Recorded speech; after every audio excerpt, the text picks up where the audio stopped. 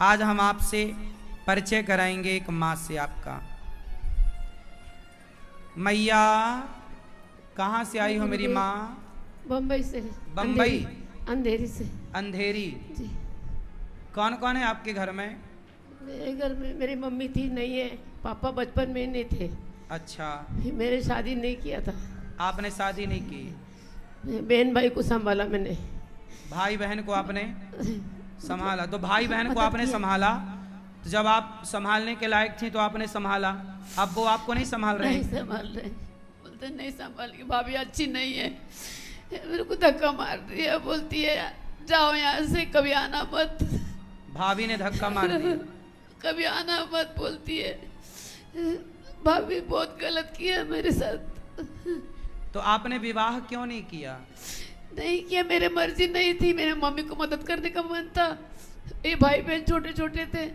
अच्छा, भाई बहन को पालने पोसने में आपने पूरा समय लगा दिया। एक किया। माँ की तरह देखो, एक बहन ने अपना सुख त्याग दिया कि मैं विवाह नहीं करूंगी, लेकिन मैं अपने भाई बहन को पाल पोस करके उन्हें काबिल बनाऊंगी। जिम्मेदारी जब आती है तो ऐसी होता है।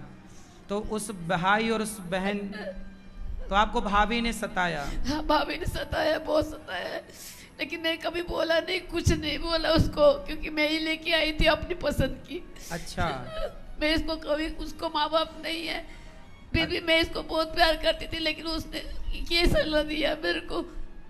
अच्छा, आप अपने भाई के लिए आप ही पसंद करके लाई थी भाई के? तो भाई ने रोका नहीं अपनी पत्नी को? नहीं, कि तुम उसका कुछ चलती नहीं है घर पे, वो सीधा है, बहुत रिक्शा चलाता था, वो सीधा है, उसका नहीं चलता है कुछ, घर में किसी का नहीं चलता है। तो भाभी ने आपको कभी आना मत बोलती है, इधर खबरदार इधर आएगी तो ऐसे बोलती है। लास्ट में भाभी बोलती खबरदार यहाँ मत आना। लड़ाई झगड़ा नहीं चाहिए करके मैं चुप करके निकली, नहीं तो मैं भी कुछ भी कर सकती थी, लेकिन मैंने नहीं किया। मैंने कहा जाने दो, मैं कुछ भी, मेरा जीवन कैसे भी चला लेगी, मैं चुप करके निकल गई। सर गुरुदेव में अब मत रो मेरी माँ, अब आपका ये बेटा है, ये दास अनिरुद्ध। कोटि कोटि प्रणाम गुरुजी। आप हमारी माँ हैं और आप यहाँ सुखपूर्वक रहिए। आपकी भाभी भाई ने भले आपका साथ नहीं दिया, पर ये दास अनिरुद्ध वादा करता है कि सदा आपका बेटा बनकर आपका साथ देंगे। कोटि कोटि प्रणाम गुरुजी। आपको भगवान सारा सुख दें। और ये कौन है आपके साथ? मेरी बहन है। ये आपकी बहन, बात कराइए।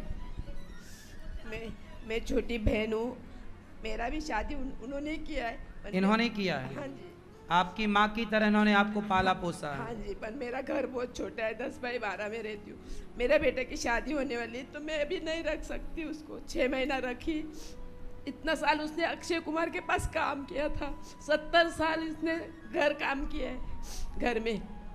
अभी 6 महीना ही हुआ, उसको कोई रख नहीं रहा है। मेरे पास थी, फिर अभी यहाँ पे आ गए। वो उनके मर्जी से आई, फिर मैं भी बोली कि तुझे अच्छा लगता है वहीं जाओ। कृष्ण भक्त बहुत है। तो आप भी इनको नहीं रख सकती क्योंकि घर छोटा है? हाँ, मेरी फैमिली, कल को बच्चा। और आपकी भाभी इनको नहीं रखना चाहती? हमसे बात ही नहीं करती है। घर था, उनको मम्मी ने दिया था। हाँ। घर था, उन्होंने अपने नाम कर लिया। अच्छा, मैया का घर भाभी ने अपने नाम कर लिया? मम्मी ने रखा था एक घर, उनको भी था, इनको भी था। हम लोग ने कुछ लिया नहीं माँ बाप का। मतलब आपकी संपत्ति भी हड़प ली भाभी ने? हाँ जी, हाँ जी। बात कराओ मैया से। संपत्ति अपने पास रखती, घर तो इसी बहाने वो सेवा करती मेरी माँ। मम्मी ने दिया, मेरे नाम पे थी, और मेरे पेपर उनके, मैं लोगों के घर में काम करती थी। सर पेपर घूम जाएंगे, तो मैंने कहा बाद में मरने के बाद तुम्हारा ही है, लेकिन ये पेपर रख लेना, मेरे मरने के बाद बच्चे लोग तुम्हारा ही है, ऐसा करके दे दिया था संभालने के लिए। भाभी को? भाभी को नहीं, उसके बच्चे लोग को। वो पढ़े लिखे है, तो वो बच्चे लोग का कोई दोष नहीं, वो किसी का चलने ही नहीं देती है, बात ही किसी को चुप करवा देती है। सर गुरुदेव, तो संपत्ति आपका घर भी उसने अपने नाम कर लिया? अपने नाम कर लिया। बोलती तेरा कुछ नहीं, इधर जा तू। मैं 10-12 साल मैंने ध्यान नहीं दिया। मेरे को बहुत विश्वास था, प्यार था। मेरे को लगा लास्ट में ये लोग ही तो है मेरे लिए, लेकिन लास्ट में मुझे पता लगा कि इन्होंने तो पेपर अपने नाम करवा लिए। देखिए जरा, इसे कहते हैं छल। क्या है ये? हो सकता है भाभी ने कि इनका घर अपने नाम कर लिया और घर से निकाल दिया। कितनी जगह लगती माँ को घर में सोने के लिए, और कितनी रोटियां खाती, और उम्र है कितनी अधिक, अब बची कितनी है। एक इंसानियत का परिचय तो देती भाभी जी, एक इंसानियत के नाते तो बूढ़ी जिसने आपका पति पाला पुत्र की तरह, एक बहन ने भाई को माँ बनकर पाला, और बाद में देखिए उन्हीं अपनों ने इस तरह ठुकराया। तो देखिए जब अपने ठुकराते हैं तो ये गौरी गोपाल के दरवाजे इन माँओं के लिए खुले हुए मिलते हैं। आपसे कहता हूँ ये दास अनिरुद्ध को भिक्षा देना बंद ना कर दीजिएगा। आप सबके दान से इन वृद्ध माँओं के सेवा, और इन माँओं की आंखों में जो आंसू हैं ना, ये आखिरी आंसू हैं। अब यहाँ रहने के बाद माँ की आंखों में हम कभी आंसू नहीं आने देंगे। आपसे मेरी प्रार्थना है, आओ मानव जाति की सेवा करें, इंसानियत की सेवा करें। गौरी गोपाल में मानव जाति की इंसानियत की सेवा है। यहाँ ये भेद नहीं है कि ये तेरी माँ है या मेरी माँ, यहाँ तो सब हम सबकी माँ है। आप भी बेटा बनिए। देखो माँ ने तो अपने भाई बहन के लिए ब्याह तक नहीं किया, अपने सुख का बलिदान दे दिया। क्या इस त्याग को समाज कभी देख पाएगी? क्या वो भाभी इनकी जिन्होंने इन्हें निकाल दिया, क्या इनके त्याग और इनकी तपस्या को कभी समझ पाएंगी? हर व्यक्ति स्वार्थ में इतना डूब गया है, अंधा हो गया है कि उसे कुछ दिखाई ही नहीं पड़ रहा है। इसलिए आपसे कहता हूँ, आप लोग अपने सहयोग के हाथ जरूर पहुँचाइए, और आप अपनी माँ के नाम से जब इन माँओं को खवाओगे ना, तो आपकी माँ जहाँ होगी भगवान के धाम में, वो बहुत आशीर्वाद देगी कि बेटा तूने एक माँ की सेवा की है। और आप सब तो देखो माँ है ना, आप सब भी तो कोई पिता है, कोई माँ है। आप एक इंसान के दर्द को पता नहीं कितना समझते हैं, लेकिन समझिएगा, आप कमाओ, खूब पैसा कमाओ, पर उसका कुछ हिस्सा गौरी गोपाल आश्रम में देखो 286 माताएं, ये 287 माता है, ये 287वीं नंबर की माँ। अब बहुत जल्दी 290 माँ हो जाएंगी, फिर 300 माँ होंगी। रोज तो कोई ना कोई माँ आ रही हैं। किसे हम कह दें कि यहाँ जगह नहीं है, और सच्ची अब जगह नहीं बची। लेकिन क्या करें, इनकी भाभी की तरह तो हम नहीं कह सकते ना कि जाओ। इंसानियत उनके अंदर मर गई है, हमारे अंदर अभी जिंदा है। इसलिए ये गौरी गोपाल का काम जो चल रहा है ना, आश्रम निर्माण का, ये आप सहयोग करते हो तो काम चलता है, आप सहयोग नहीं करते काम रुक जाता है। इतना बड़ा आश्रम है, 1000 माएँ रह सकती हैं, इतना बड़ा आश्रम। अब बताओ पैसा नहीं लगेगा इस आश्रम के निर्माण में? फिनिशिंग में बहुत पैसा लगता है। स्ट्रक्चर तो खड़ा हो गया, अब फिनिशिंग कराओ, बड़ा पैसा लगता है। तो जब पैसा आता है तो मैं काम शुरू करवा देता हूँ, नहीं होता पैसा काम बंद कर देता हूँ। आप लोगों से मेरी प्रार्थना है कि एक एक कमरे की फिनिशिंग आप अपनी तरफ से करवा दोगे, कि मेरी तरफ से एक एक कमरे की फिनिशिंग, तो आप थोड़ा थोड़ा भी सहयोग करोगे तो ये माँओं का घर, माँओं का ये घर जल्दी बन के तैयार होगा, और फिर इन माँओं को यहाँ सहारा मिलेगा। अपनों का सहारा नहीं मिला, आपका सहारा मिल जाए। आपसे मेरी प्रार्थना है कि इन वृद्ध माँओं का साथ जरूर दीजिए। इन वृद्ध माँओं का साथ देना सही है कि गलत है? कौन कौन सही मानता है? तो आप जरूर साथ दीजिए। मैया आपको यहाँ, अब मत रो मेरी माँ, अब ये दास सब आपका बेटा है। अब ये मत कहना कि आपका बेटा नहीं है, आपका बेटा है। मेरा कितना बेटा है, आप मेरे बेटे। अब मत रो, सबसे बड़ा कोई नहीं है।